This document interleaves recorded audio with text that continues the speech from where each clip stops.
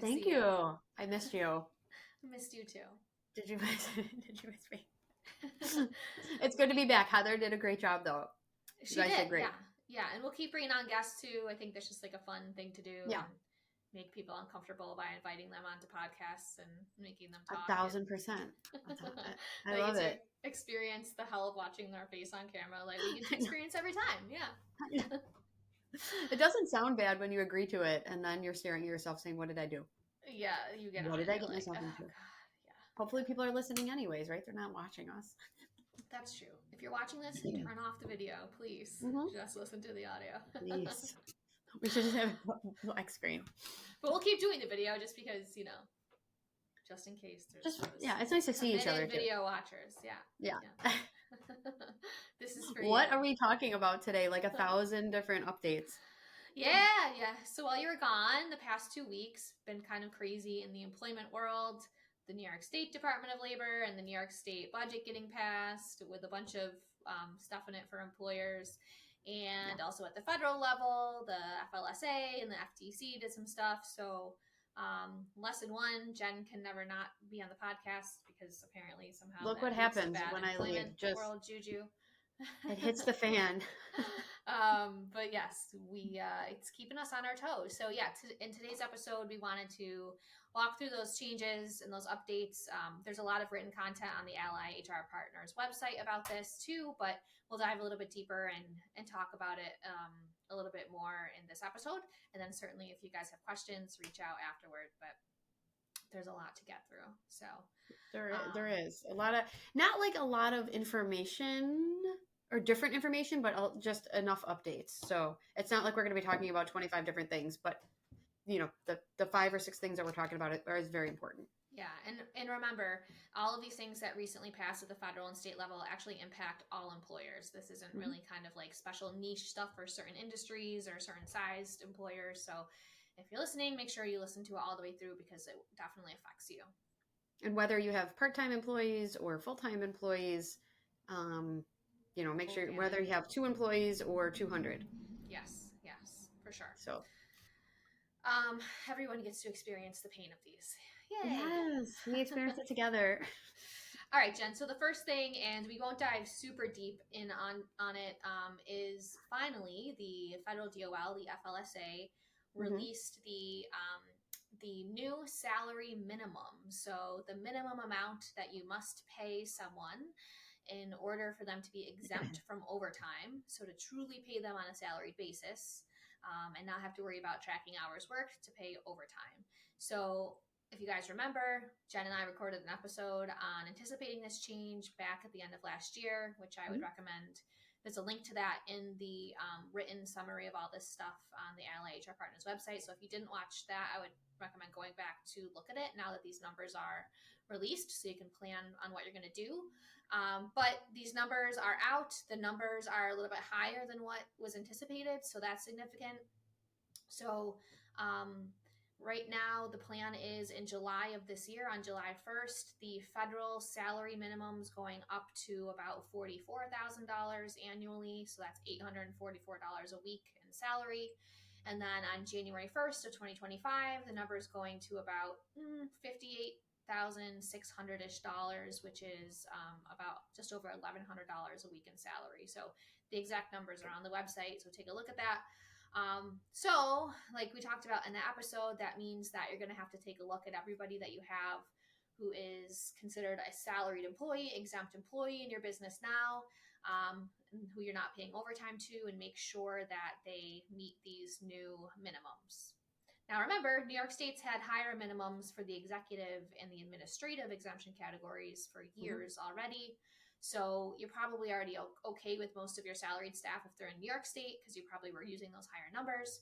But if you have employees in other states nationally or who have been considered exempt under like the computer employee exemption category or the professional exemption category, which are both categories that were not subject to the higher New York State minimum prior to now, you'll want to take a look at those too, because now this federal number is going from, Jen, it's going from like $35,000 a year to now nearly $59,000 on January 1st, which is like It, a crazy jump. I was just gonna say that's like a 20 grand jump in 2 years. Yeah.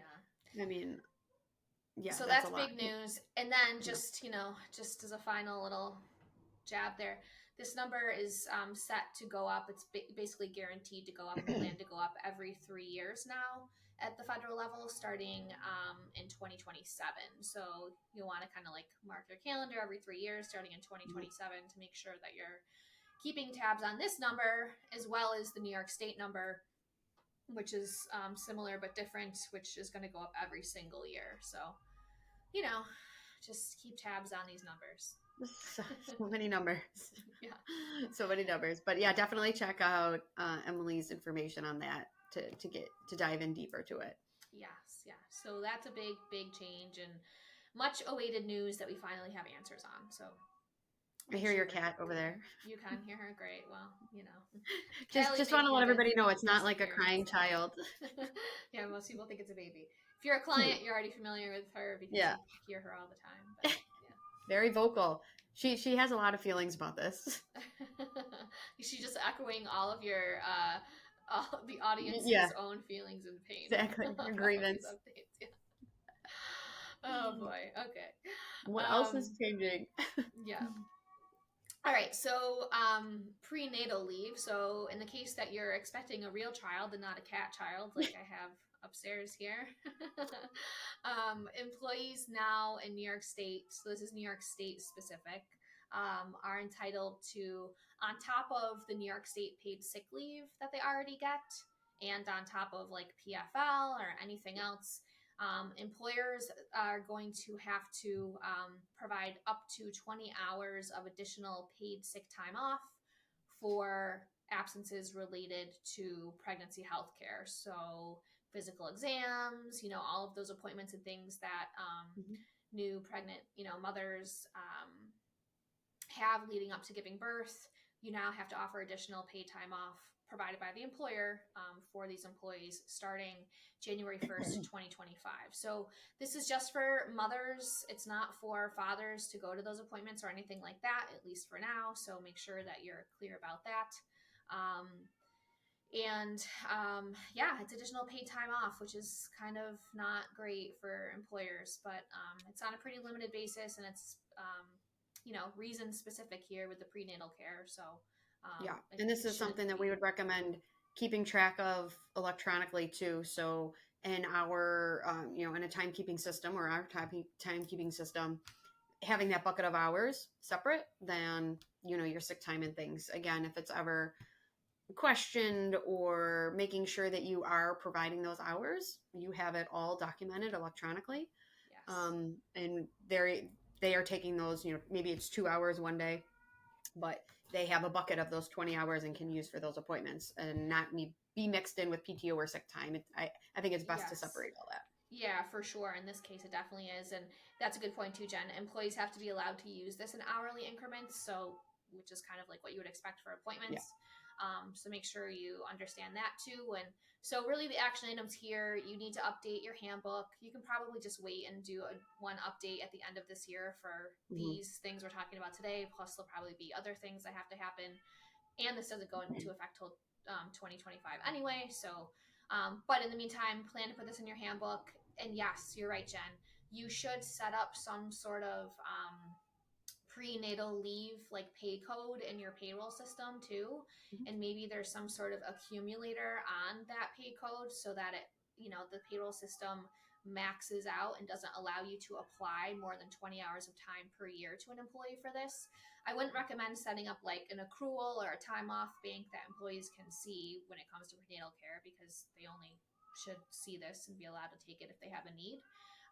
But I would set up a different pay code, like John has mentioned, to make sure that you're tracking when people are taking it, that they took it, and that you gave it to them. Yep. So something to let your payroll provider know, which is a very easy thing to do, right? Just setting up another pay code, Jen. Yeah, I mean, we have, I have clients who have they like to keep that separate, and they have, 6 different time off banks for different reasons, and that helps them keep track of for their own reasons. And then again, if there's ever a discrepancy, everything is set, as opposed to, a big bank of PTO and use it however you want. Sometimes it's better to separate that, especially when it comes to, a new regulation or a new law, I should say law. You want to make sure that you're keeping track of that separately. Yeah, you definitely should track all of this different like paid time off separately for compliance reasons, but also it helps you mitigate abuse of the time off and defend claims employees want to make about not getting it or something like that. All right, so that's that, and kind of similarly, a bit now related. Once the baby's here. Yeah.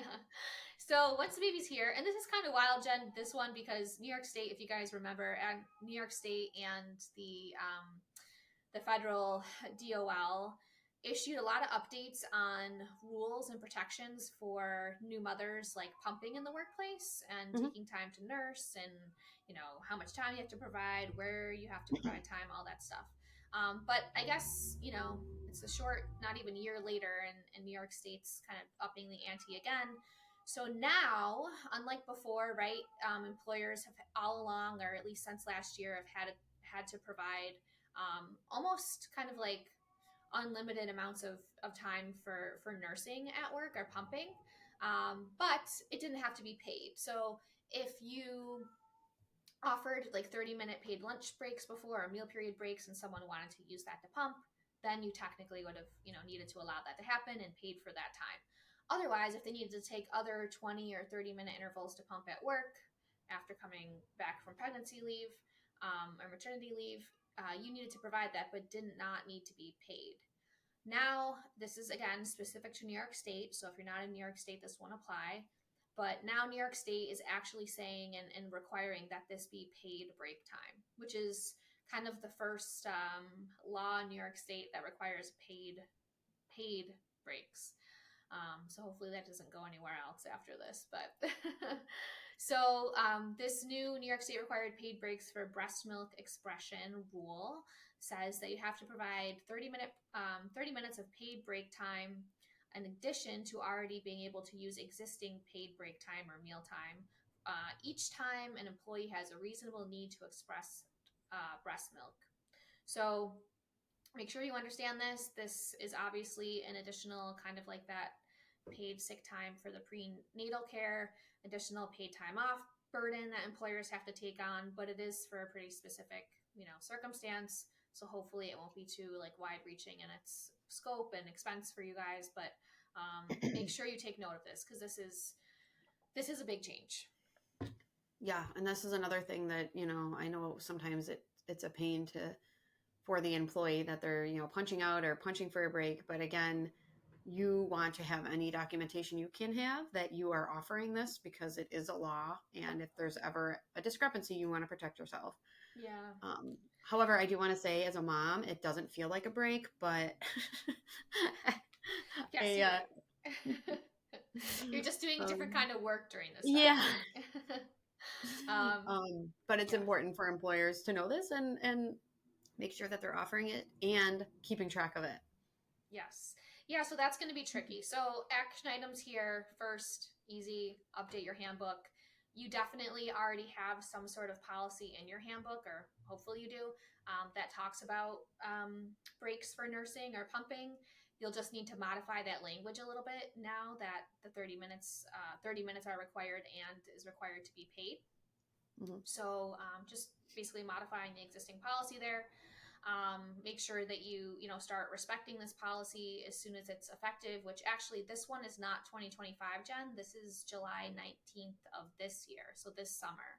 So even if you don't update your handbook then, which I would say you don't need to, as long as you're doing this in practice, if employees have a need, that's adequate enough, and then you can just update the policy when you update other parts of your handbook at the end of the year. That's in a little over 2 months. So that's something that's coming up pretty quickly. So if you have anybody who's currently doing it or coming back soon, that's something that you're going to need to offer. Like you said, July 19th, which is in a couple months. So you're going to want to start talking to your payroll company, start talking to your employees, make sure that you have that caveat and have it tracked how you want to have it tracked. And also letting your employees know, we always say, try to have anything written down that you can, employee sign off on it. If you have, a system electronically that you're giving them notifications and they can electronically sign off, great, do that, Mm-hmm. do everything you can to protect yourself, saying they were notified of this new Yeah. law and what's available to them.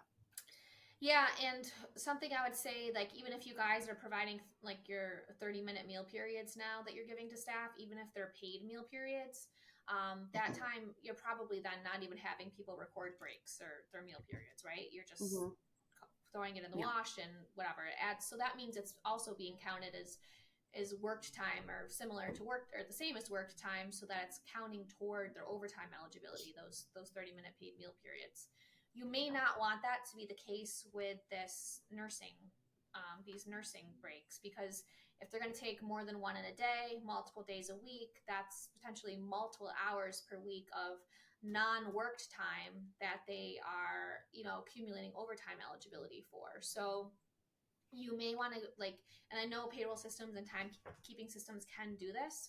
You may want to set up some sort of system or code. Maybe they can clock out before they take this time and then clock back in under some sort of different time code that has to do Mm-hmm. with express, like, nursing break or something like that, so that it's coded as being paid time but not time worked, so that it doesn't add to overtime eligibility. Yep. So this is kind of a weird, this is brand new, right? Again, like this requirement for a paid break time. So there are ways to be creative and make sure to like mitigate the impact and the costs to this for you guys. But working collaboratively and being really specific with your payroll provider on helping you do that and how to set that up is going to be key here.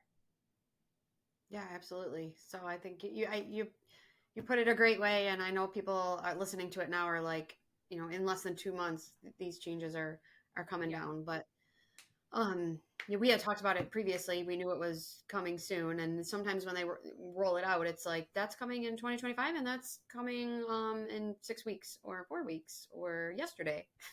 Yeah, it's interesting So how some just things make are making sure, effective more, yeah, yeah, yeah, more put these quickly. in order of what you have to do in order of priority. Yes, yes. All right, Jen. So two more things to get through here. Yeah, two more. Um, Let everybody know.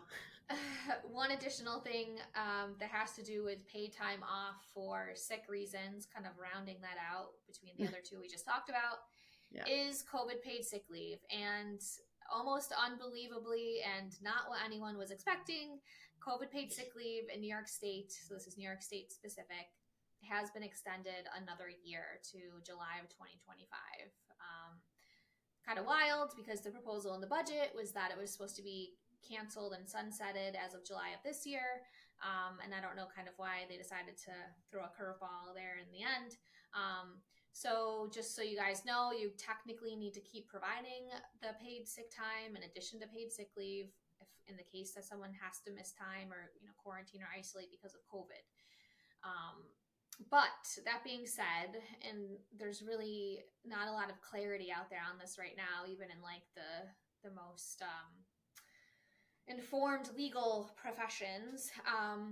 The CDC changed their guidance on COVID basically to say that there really is no, quote unquote requirement to isolate or quarantine now, even if Mm-hmm. you have COVID and you have symptoms. So the question remains, do you still have to provide COVID paid sick leave then in New York State, even if the law says you do? Because the law says you only have to do it if someone is required to quarantine or isolate.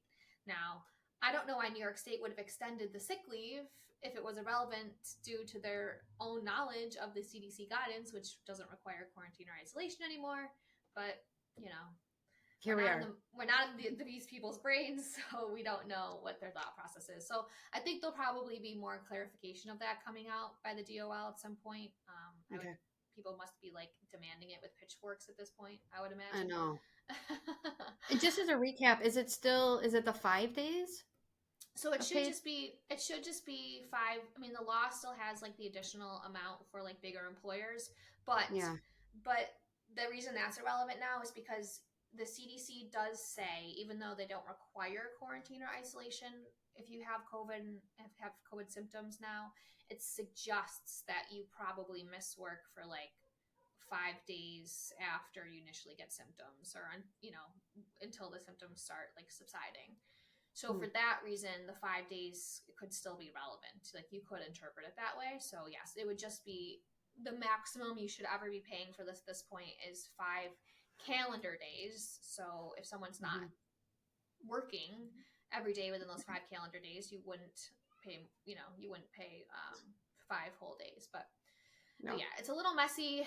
It's a little complicated Yeah. at this point, but just know that you're not totally off the hook yet, and stay tuned for other like interpretations and updates. But yeah, it's sad. It's still out there. I would say this makes it even more important, like you mentioned already, Jen, that you guys have like a separate paid sick leave code for COVID paid sick leave in your payroll system, because the law also says the most generous interpretation of this is that you have to offer this up to 3 times. And I would imagine if you've had employees through this whole last 4 years, they probably already have taken this 3 times. So you certainly don't want to be doing more than you need to do. Yeah. And that's 3 times total. That's not 3 times in a Correct. year. Yeah. So make sure you're doing that. And again, just for tracking of your compliance with the law, paying out as a separate pay code is a good idea as well. So Yeah. Any new law about time, just automatically think new pay code. yeah, That's you got to track this stuff, because again, the quality of your ability to defend yourself is completely and utterly dependent on the quality of your records when it comes to yep. wage and hour stuff. So use your payroll 100%. system. Yeah. Yep. Yeah. Yeah. Last but not least. All right. So the last thing does not have to do with paid time off. It doesn't have to do with breaks. It doesn't Woohoo! have to do doesn't have to do with pay at all, really. But it is like a super ubiquitous change that is going to affect employers across the country, and that Yeah. is the FTC, the Federal Trade Commission's ban on non-competes. So basically, this is set to go into place in August. And basically, what it's doing is saying that non-competes are unlawful Mm-hmm. by all employers from now on. So there are a few exceptions to this, but it's, you guys can, I'm not going to like go through them all right now, but you can read about it on the Ally HR Partners website. But basically what this is saying is, really what it's saying is non-competes are unlawful if they apply to employees post-employment with you. So you can technically have non-competes in place while people work for you, but that's kind of like irrelevant because they're Yeah. still working for you. I mean, I guess I don't start get that. they could start a side hustle while they're working for you, I guess. But they're really were most useful after someone left. Right. So so you shouldn't be using this stuff anymore. You shouldn't have like general non-competes in your new hire paperwork. If this stuff is in like severance agreements or tucked in some sort of separation letter you guys have or in your handbook, this language will need to be removed as soon as Mm-hmm. possible, and definitely by August. So big change there. And if you The have other any existing ones that have been signed on new hire paperwork or anything, that is now irrelevant, right? Yeah, and actually, I think one of the most like overreaching parts of this ruling is that not only now do these things become completely irrelevant and they don't apply anymore. There is a requirement in this law, Jen, that says employers that have anything in place now or had anything in place in the past have to notify all of those employees in writing that these things no longer apply. Oh, And that's huge. the model notice that the FTC provides, it basically says people are Oh probably going boy. to lose their Oh minds when boy. they look at this. It says like it's basically like inviting the employee to compete with the business. Hey, just It so you says, know. yeah, it's like you are allowed to compete with us now. Like literally, that's one of the things on there. uh, Yeah, so technically, again, existing employees who may be subject to a non compete now or after they leave, or people that have worked for you in the past and actually don't know. I guess the timeline of how far back you have to go with separations depends how long that non compete was in effect for. So if it's like a 3 to 5 year or mhm. 3 year non compete, that means everyone you've separated in the past 3 years will also need to get this notice from you according to this Wow. law. Yeah, Wow. and it And has to what do? be in You writing. you mail it to the last known address? You can mail it to an address. You can email it. Yeah. Okay. Wow. But that's of course just That could be a heavy lift. you got nothing better to do this summer. Yeah, yeah. Where this is, oh man, some of these podcast. Next one, all right, we're gonna talk about like good things. This is like a Debbie Downer episode. Wah, wah. All right, I'll try to come up with a positive Come topic. up with some like good stuff for the employers, poor people. No, unfortunately, there's not many wins these I days know. for employers. I know. But maybe we'll do like a happy storytelling time of Yeah. wins with clients or something in the next episode. Yeah. But yeah. that so from a task standpoint and an action item standpoint for this update, that that notice that you guys have to send out is probably the most burdensome and the most frustrating. So you will need to do that, and you can find that model notice online by googling it. But also, Jen, make sure you audit like your new hire process, your offboarding process, your handbook, and make sure that all like non-compete language is in there. And then finally, like secondary things you probably should take a look at as a result of this are like non-solicitation agreements, non-disclosure agreements about like proprietary information. This law does not make those things illegal. However, if those things are overly broad, like if you have every single employee in your business sign those things when they're not salespeople or they're not like in R&D or something, mm-hmm. This ruling signals that not just the FTC, but other agencies are going to be way more discriminating and determining whether those things are lawful or not on a case-by-case basis if they're overly broad. So if they go on too long, if they cover maybe employees after their employment, not saying they can't, but you may want to take a look at it on a case-by-case basis. Mm-hmm. If those agreements don't clearly define in their scope like what proprietary information is, what you actually cannot share, and more just say like you can't share anything you ever learn about at our business with anyone ever again the rest of your life, like that's too broad. You need to be really specific for them to be enforceable. So take this as an opportunity to kind of audit and assess. I would actually recommend with a lawyer, not even like an HR person, because this gets into like legal territory. Those types of agreements and protections that you have in place now for your company's proprietary information and things like that, and make sure that you're doing everything you can do without crossing the line. Yeah, you took the words right out of my mouth of just trying, consulting a lawyer, anything that has any sort of contract or agreement. And with this new language, just protect yourself, pay their retainer fee, have it all set, protect yourself, because any sort of fines or claims or anything is going to cost you a lot more. So just do your due diligence. Yeah, you don't want to have this stuff in place if it's written in a way that's going to render it to be considered unlawful, and then there was no point in having it. And not by design, right? We're not saying you're doing that by design. It's just saying I didn't know is not an excuse to the Department of Labor.